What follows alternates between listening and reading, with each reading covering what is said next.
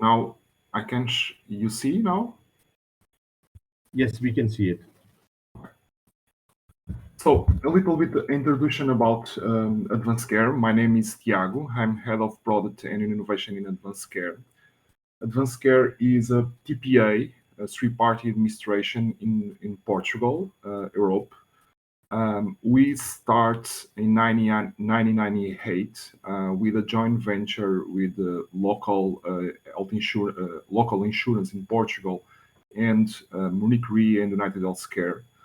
The idea was the health insurance in Portugal was starting, and we need someone to handle with specialized with health insurance and to create a provider network, claims management, and pre-authorization. So it was the beginning of AdvanceCare today, and we have several change on our shareholders.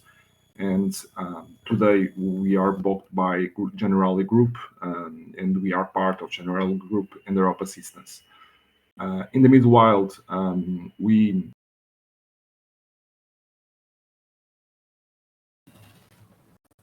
I think due to a technical issue, Tiago has dropped off. Please bear with us a minute while we try to reconnect him.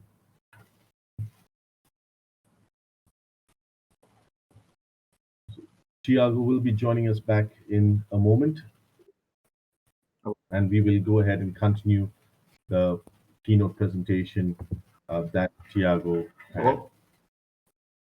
Yes, Tiago, we can hear you now. We lost you for some time. I lost my camera, but I'm listening you.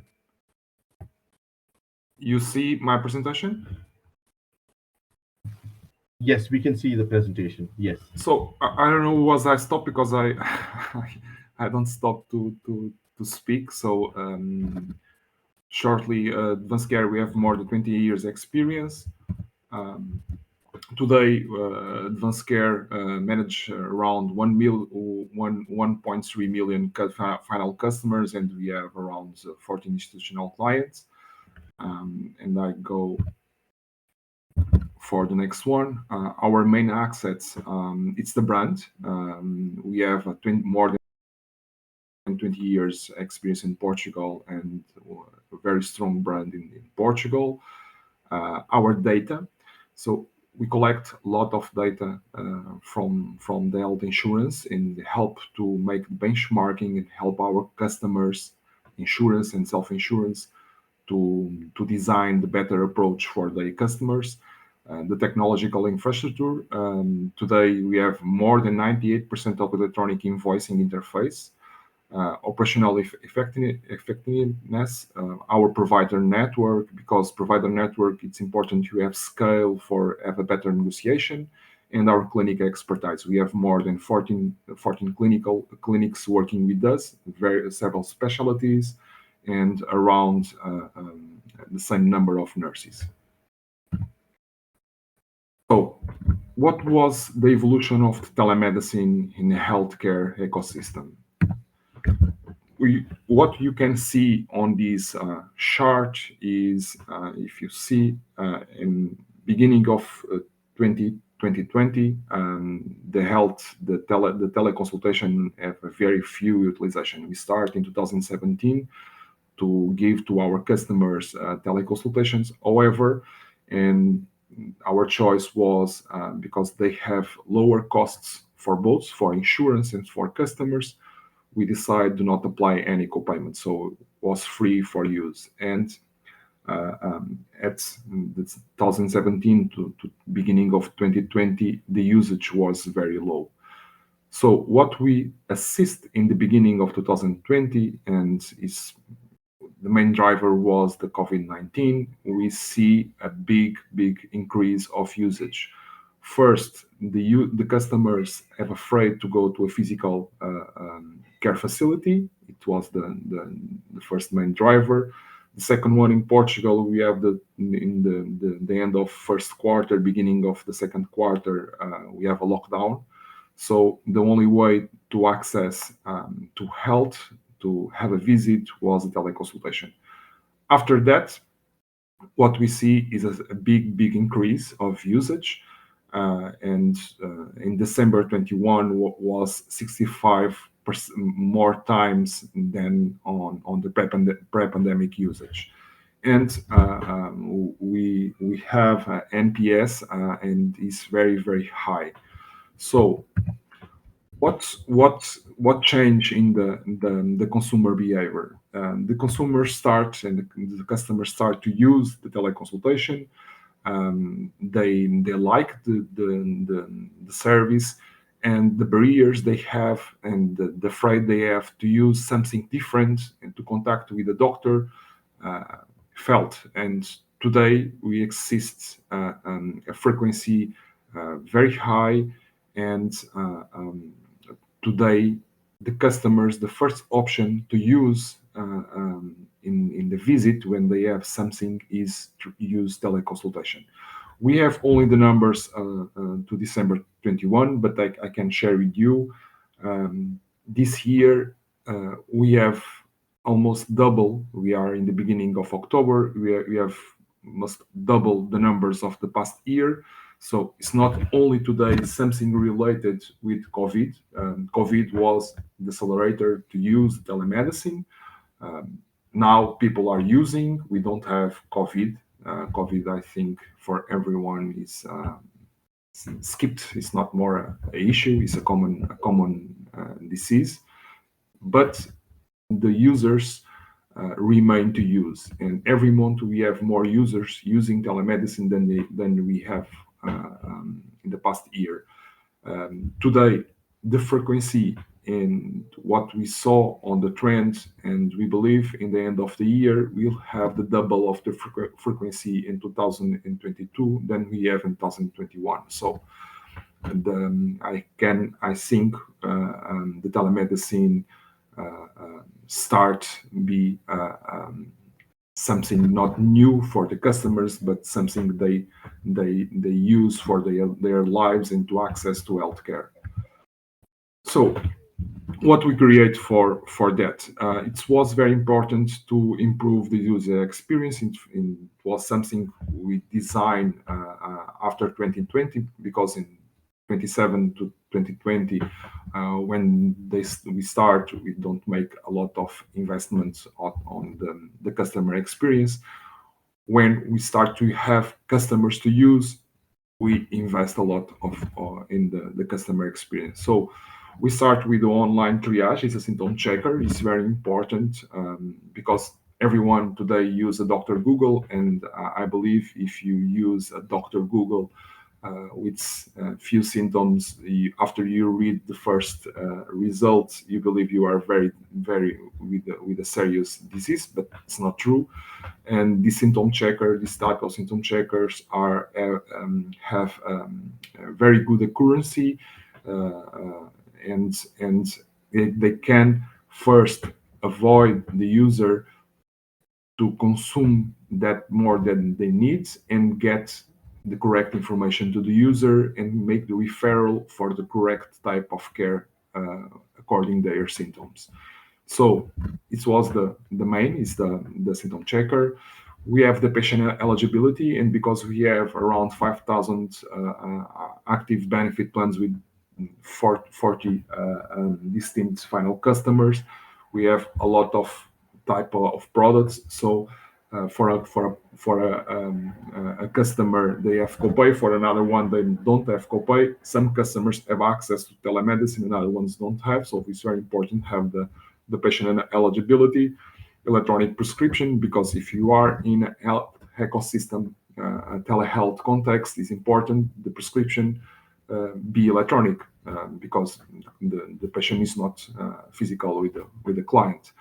Vital signs is very important. Also, give information to the doctor, like the symptom checker, to understand better what is the symptoms and what the customer have, to make better decisions in the visit, and the online gatekeeping. And we improve the user experience, is all RGPD compliance, and the online gatekeeping is very important. Because with online gatekeeping, and in our reality in Portugal, the cost of teleconsultation is much more lower than if you go to facility. So we are decreasing costs for the insurance and for the customer. So this is our full telemedicine experience. What we have. First one is a symptom checker. Something important with the symptom checker is today we collect more data than we collect on the past. And in the past, for our side, we only know what was the the client needs when the client used when they send the claim. And today we know what the client needs before they send the claim, because they are putting their symptoms, and we know what type of needs the client will have on the future.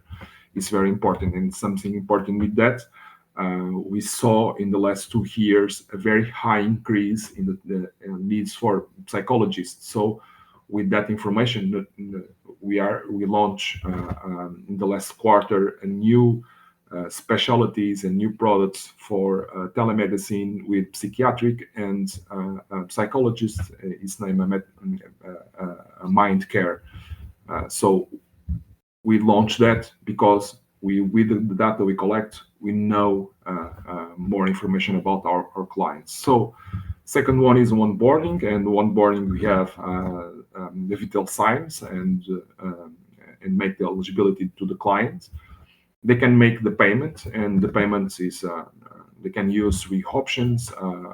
One is a credit card, another one is a reference for payments, and the third one is most common to use by our clients is by a phone number. They put the phone number is linked to their bank account and make direct payments.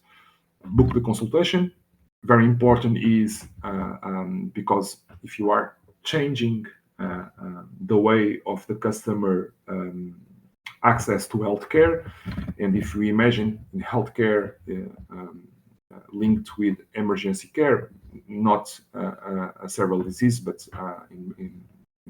if you have a flu or something like that, and you need for acute care, today you don't choose. If you go to an hospital, you cannot choose the doctor.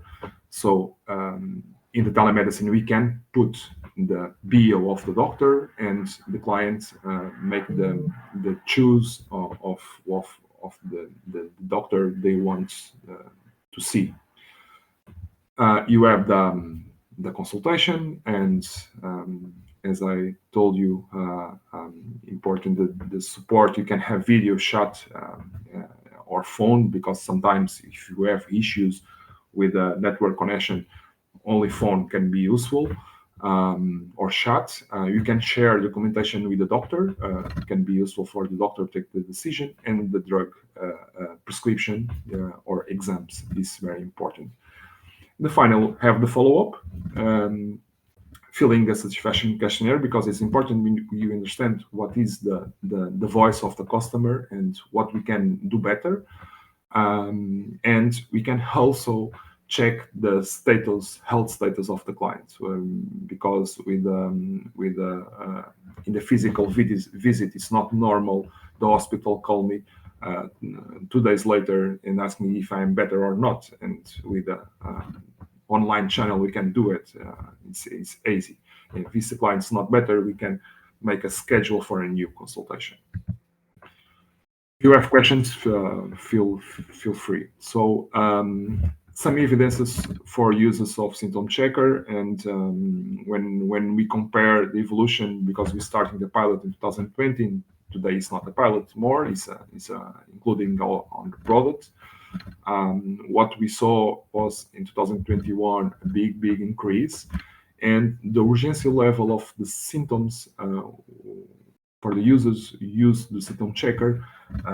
Almost of them are eligibility for using a teleconsultation. Emergency care is very low, of course, because someone with a heartbreak don't use a symptom checker, don't make real sense.